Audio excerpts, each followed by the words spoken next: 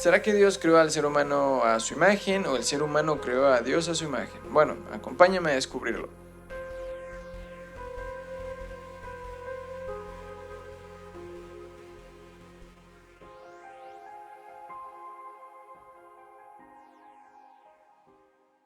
Hola, bienvenidos a The Cult. Yo soy M. El día de hoy hablaremos de la representación del cuerpo humano en el simbolismo. Y bueno, obviamente qué relación guarda con mitos, alegorías y un chorro de cosas más. Bueno, para empezar citamos a Manly P. Hall. El más antiguo, el más profundo y el más universal de todos los símbolos es el cuerpo humano. En esencia, en la antigüedad se tenía la idea de que el ser humano era una representación del universo y todo lo que había allá afuera también existía dentro. Y bueno, pues también, en esencia, lo que está dentro ocurre afuera. Bueno, más adelante en otros episodios hablaremos de algunas bases del conocimiento hermético que se relacionan con esto. Pero bueno, siguiendo adelante con el cuerpo humano. En esencia lo que ocurrió fue que bueno, los filósofos de la antigüedad pues no tenían forma de prácticamente conocer la divinidad, más de lo que ellos podían especular. Sin embargo, se dieron cuenta que el ser humano puede llegar a un estado de iluminación, sí, pero ese estado no garantiza que pueda entender la divinidad en su totalidad. Y es por ello que, pues bueno, dijeron, basta de tratar de buscarle pies y cola a esto que no podemos estudiar. Entonces, estudiemos aquello que sí podemos medir y estudiar a fondo, que es el cuerpo humano. Entonces, de alguna manera, pues abandona el estudio de la divinidad como tal para tratar de explicarla o ver qué es. Y bueno, se centran en el ser humano y la naturaleza y las leyes que los rigen para, bueno, tratar de entender la divinidad. ¿Esto por qué se da? Bueno, se creía que el ser humano o el cuerpo del ser humano era una manifestación de la divinidad. En esencia, se creía que al ser el cuerpo una representación de esa divinidad, pues bueno, tenía su símil de manera más grande. Entonces, así se llega a la conclusión de que el cosmos o lo que ya estaba allá arriba, que era Dios, se le consideraba un gran nombre y a seres humanos o al cuerpo del ser humano se le consideraba como un pequeño Dios. Es decir, era una similitud entre ambos, ¿no? Una parte en miniatura que representa lo de allá arriba y lo de acá arriba representa lo de acá abajo representa lo de allá arriba. Entonces, es una especie de correspondencia. Pero bueno, a la versión macro se le conoció como macrocosmos y a la divinidad o ser que lo controlaba se le denominó macroprosopo. A su versión micro, microcosmos, que era el ser humano, y a la divinidad o ser que lo controlaba se le denominó microprosopo. Es así que este conocimiento, pues bueno, de alguna manera trataba de explicar la relación que existe entre el ser humano y Dios. En la antigüedad, obviamente, se tomó como base el cuerpo del ser humano, repito, era lo que podían medir. Entonces se utilizaban o se trataba de utilizar las medidas o proporciones y las partes del ser humano para tratar de representar lo que estaba allá arriba, ¿no? Entonces, he ahí que podemos pasar a algunas representaciones que vemos hoy en día, en algunas estructuras, en el arte y también en algunas tradiciones religiosas, algunos mitos, leyendas y todo eso. Pero bueno, este conocimiento obviamente pertenecía a ciertos grupos iniciáticos que de alguna manera no compartían tan fácil este conocimiento. En esencia, este conocimiento puede que haya tardado siglos en ser recuperado y en ese transcurso, pues cuando se recupera, obviamente, incluso puede llegar a ser pues borrado, ¿no? Ya sea porque alguna cultura lo absorbió, la transformó, le cambió elementos, o incluso la desapareció, ¿no? Por cuestiones ideológicas, bélicas, sociales, económicas, políticas, bueno, muchas cuestiones, ¿no? Pero en esencia es que ese conocimiento a veces pues no se daba a conocer públicamente o no se compartía con el resto de la población, es decir, con personas que no estaban en estas órdenes. Y de alguna manera, por algún motivo, pues podría desaparecer. Pero bueno, cuando se recuperaba, se reinterpretaba, pero tengamos en cuenta que al no pertenecer las personas a esa fuente original o a esos grupos, pues también la interpretación puede cambiar muchísimo. Entonces, ese conocimiento puede adquirir tintes, pues bueno, que a veces ya nada que ver con la idea original, ¿no? Pero bueno, en esencia es que ese conocimiento funda las bases, o más bien forma parte de las bases de algunas tradiciones religiosas, en las cuales este conocimiento se considera que fue heredado por la divinidad en persona. Sin embargo, recordemos que ese conocimiento estaba basado en el mero ser humano, que de alguna manera, pues bueno, se disfrazó en alegorías, mitos, fábulas, leyendas, mitos de la creación, obviamente, pero que en esencia reflejan al ser humano, ¿no? Entonces, bueno, también eso es parte de lo que ya vamos viendo, de dónde va surgiendo este conocimiento. Obviamente, cuando se habla de este conocimiento, debemos tener en cuenta que abarca otras cuestiones. Por ejemplo, cuando el ser humano se representa o algunos atributos se representan, obviamente se eligen figuras, ya sea cosas conocidas como animales, alguna idea o la suma de muchos animales, ¿no? Entonces, por ejemplo, por eso tenemos algunas quimeras, por eso tenemos algunos seres fantásticos que en esencia no es que hayan existido como tal, no, simplemente que son una representación de algún atributo. Por ejemplo, el politeísmo en esencia no es tal cual la adoración de diferentes dioses o de diferentes seres en sí. Más bien es la representación o la subdivisión de algo en diferentes partes. Es decir, si el dios al cual se adoraba tenía una característica que se quería exaltar, entonces se elegía, no sé, alguna figura. Vamos, por ejemplo, esa deidad es leal con sus seguidores, entonces vamos a usar la figura del perro porque es leal, entonces puede tener cabeza de perro. Y, por ejemplo, es valerosa, representa la parte de superar los miedos y hacer frente a las situaciones. Pongamos un ejemplo, un águila, ¿no? Entonces vamos a poner que tiene alas de las águilas, ¿no? Entonces, y así se van sumando elementos que pueden hacerse en una misma figura o pueden ser figuras separadas, por ejemplo, un perro como tal solo, un águila como tal sola, o un dios águila o lo que sea. Entonces, pues bueno, así se van haciendo representaciones de la misma deidad, pero que son diferentes atributos. Pero de alguna manera, pues bueno, eso también hay que irlo recordando, porque vemos criaturas que parecen fantásticas y de alguna manera pues podemos pensar que son tal cual diferentes dioses, pero bueno, en esencia todos son parte de lo mismo, ¿no? Una representación de un atributo de esa divinidad. Pero bueno, ya, siguiendo adelante. Y es ahí que tal cual. Los grupos iniciáticos, bueno, lo que se enseñaba era que una imagen no es la realidad tal cual, más bien es una representación objetiva de la subjetividad. Y bueno, ya con lo que acabamos de hablar, pues ahí se expresa muy bien esa parte. Es decir, que las imágenes no eran el objeto de la adoración o no era la criatura tal cual lo que se adoraba o la figurita que se creaba o el dibujo.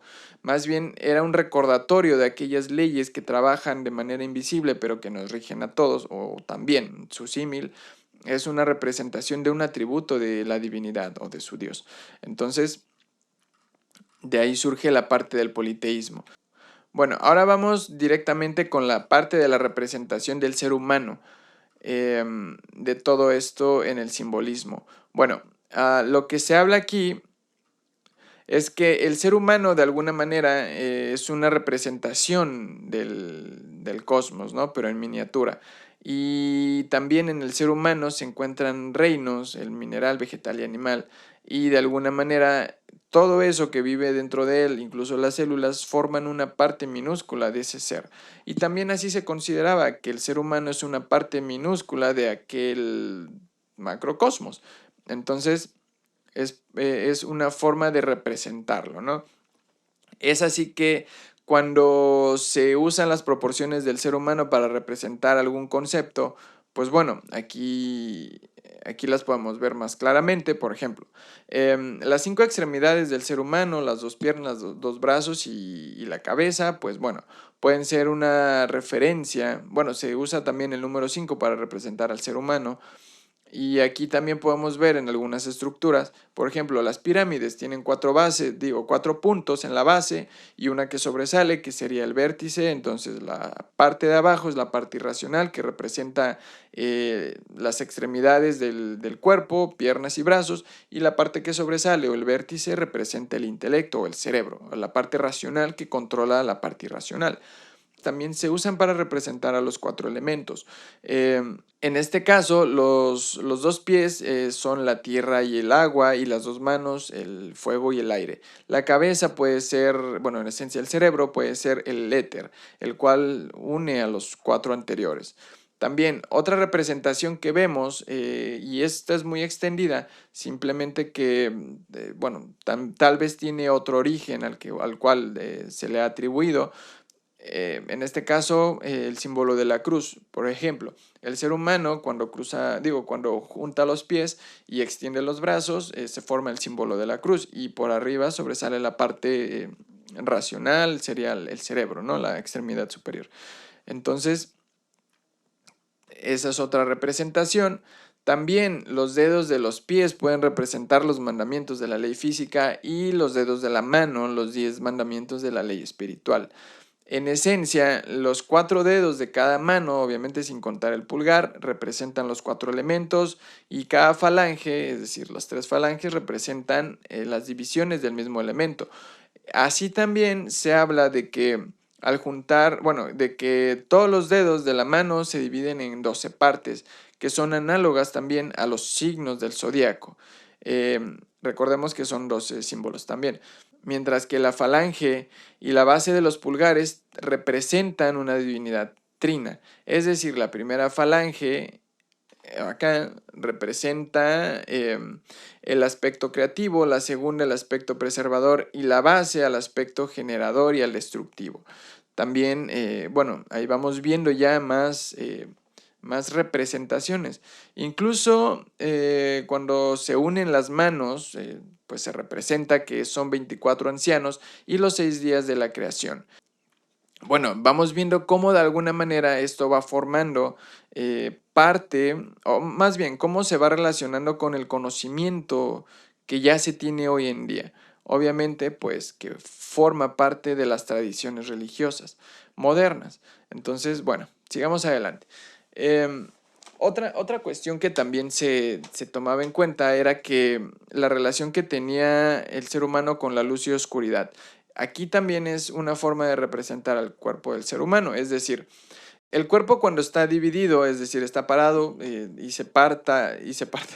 El cuerpo humano cuando está de pie se puede dividir a la mitad y forma 2 partes, ¿no? Derecha e izquierda. Aquí generalmente se le conoce al lado derecho como el lado de la luz y al lado izquierdo como el lado de la oscuridad. Sin embargo, también aquí podemos también ver cómo se relaciona una con la parte espiritual y el otro con la parte pues, la parte física o material. Pero bueno, aquí hay algunas cuestiones que hay que tener en cuenta también. Bueno, se tiene en cuenta que también se toma la idea de que la luz es el símbolo de la objetividad y la oscuridad el símbolo de la subjetividad. Sin embargo, tenemos que tener en cuenta que, bueno, la luz es una manifestación de la vida y por consecuencia está después de la vida también. Lo que está antes de la luz es oscuridad, en la cual la luz está solo temporalmente, pero la oscuridad siempre está. Entonces, la vida está antes que la luz, y de alguna manera su símbolo es la oscuridad, y de alguna manera la oscuridad también se considera como ese velo que está cubriendo la naturaleza del ser, el cual pues prácticamente antes de ser materia, pues bueno, es abstracto y no diferenciado. Entonces, esto también guarda relación con las ideas que se tenían también en la antigüedad, o bueno, más adelante, ¿no? Pero también en la antigüedad sobre que las personas cuando se agarraban a espadazos en las guerras usaban el brazo derecho y defendían sus centros vitales con esta mano, con la izquierda. Entonces también se llegó a relacionar la idea de que el lado derecho pertenece al lado masculino y el lado izquierdo al lado femenino.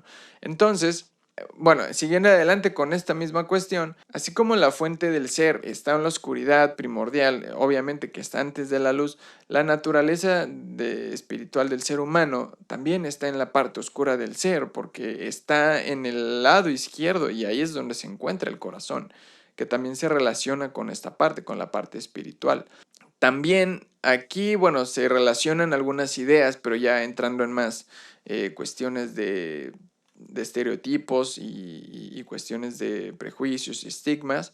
Se relaciona también el lado oscuro con el mal y el lado derecho con la luz. Y también, por ejemplo, la magia negra se puede llegar a considerar como el camino de la mano izquierda o siniestra, y de alguna manera el cielo se puede relacionar con la derecha y el infierno con la izquierda. Bueno, por esas ideas que también ya están estigmatizadas y que forman parte del saber común. Entonces, la escritura también puede verse influenciada por estas representaciones. Algunos filósofos decían que se puede escribir de dos maneras, de derecha a izquierda, que sería más bien de izquierda a derecha, que es el método exotérico, y de derecha a izquierda, que es el método esotérico. Y aquí la escritura exotérica se hacía hacia afuera o lejos del corazón, es decir, para allá. Y la que era esotérica se hacía, al igual que el hebreo de la antigüedad, se escribía hacia el corazón, hacia la parte, hacia adentro. Entonces, esa también, hasta eso ha influido este tipo de conocimiento. Bueno, el arte también es parte de la representación humana y también se ha visto envuelta en este saber. De alguna manera, la forma de representar a la divinidad a veces es mediante una mano, ya que en algunas obras se ha visto que hay una nube y sale una mano. Y esto representa la parte que puede conocer el ser humano de la divinidad. El resto esa nube representa lo que no es conocible o cognoscible para el ser humano de esa divinidad.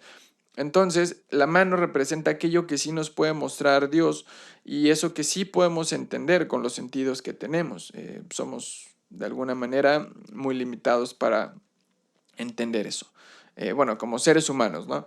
El rostro cuenta con una trinidad. Los ojos representan el poder espiritual, las fosas nasales el poder preservador y vivificador, y la boca y orejas representan el poder demiúrgico material del mundo inferior. Esto es que en ocasiones podemos encontrar representaciones de la divinidad mediante un ojo, una oreja, una nariz o una boca. En esencia un ojo representa la conciencia divina, la oreja, el interés divino, la nariz, vitalidad divina, la boca, la orden divina. Este conocimiento obviamente pues fue disfrazado en mitos, leyendas, que obviamente al leerlos así tal cual, a primera vista, o si es la primera vez que nos aproximamos a ellos, pues nos parecen sin sentido, realmente son muy extraños, ¿no? Pero este conocimiento obviamente fue disfrazado y estos grupos iniciáticos lo tuvieron que hacer así, ya que expresarse libremente en la antigüedad, a veces cuando había estas ideas que iban en contra de la doctrina en turno, en cuestión, o dominante o predominante, pues bueno, significaba ser perseguido, torturado y obviamente pues asesinado, ¿no? Entonces, pues bueno, se tuvo que trasladar a historias, mitos, figuras de animales, leyendas y cualquier cosa que sirviera para disfrazar conocimiento, ¿no? Bueno, en esencia, otra cosa que también vemos es que la vestimenta, de acuerdo con los grupos mistéricos, era una relación o sinónimo de forma.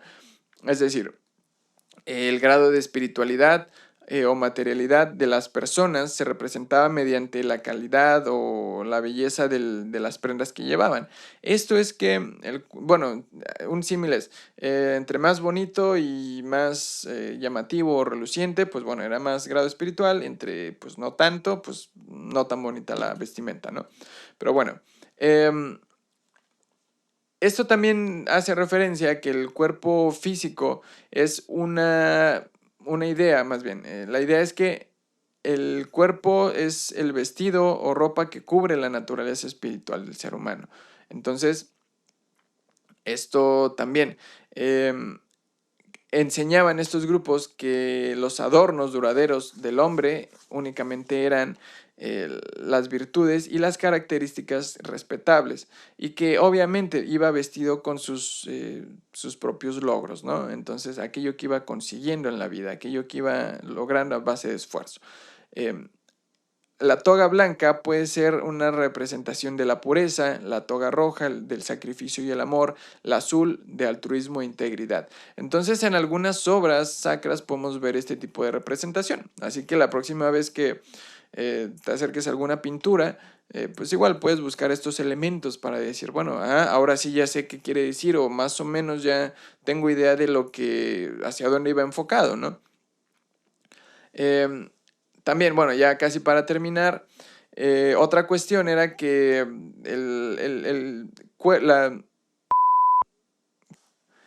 otra cosa que se creía era que el cuerpo era la toga del espíritu. Y es así que cuando se consideraba que había alguna alteración mental o moral, se representaba mediante deformidades en el cuerpo. Entonces, igual, esta es otra cosa que podemos igual encontrar en historias, pintura, literatura y todo eso. Y bueno, estas cuestiones hacen referencia a que podemos conocer muchísimo más, parte de nuestra historia, parte de lo que forma parte de lo que forma parte, lo que forma parte de la base del conocimiento moderno, de las religiones, bueno, prácticamente de las sociedades. Entonces, meternos a investigar estos temas, pues bueno, nos amplía el panorama de lo que está ahí y de por qué hemos llegado hasta este punto, ¿no? No en todo, pero nos puede dar una idea o una base. Pero bueno, el día de hoy, bueno, ya sería todo lo que vamos a hablar, pero esto nos da una idea de lo que podemos encontrar, de ese conocimiento que está escondido a simple vista y que de alguna manera podemos acceder a él. Obviamente nos podemos meter a investigar, y esto nos va a dar las bases para tratar de entender eso que pues ha estado ahí a plena luz del día, pero que tal vez por no tener las claves, tal vez por no tener ese conocimiento, pues nos estamos perdiendo de muchísima información que nos puede dar, no sé, nos puede enriquecer muchísimo nuestra forma de ver el mundo. Pero bueno, eso ha sido todo. Espero que te haya llamado la atención el tema, igual te sirva para seguir investigando. Yo soy M, me despido, nos vemos a la próxima, no sin antes decir, bueno, que el conocimiento nos ilumine a todos. Adiós.